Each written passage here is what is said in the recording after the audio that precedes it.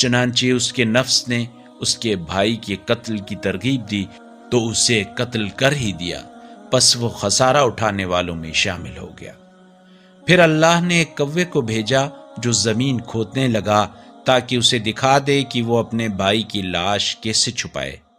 کہنے لگا، افسوس مجھ پر کہ میں اس کوے کے برابر بھی نہ ہو سکا کہ اپنے بھائی کی لاش چھپا دیتا۔ پس اس کے بعد اسے بڑی ندامت ہوئی۔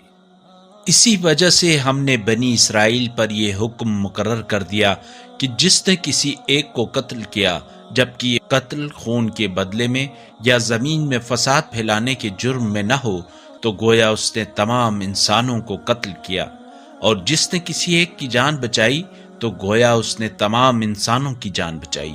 اور بتحقیق ہمارے رسول واضح دلائل لے کر ان کے پاس آئے، پھر اس کے بعد بھی ان میں سے اکثر لوگ ملک میں زیادتیاں کرنے والے ہی رہے۔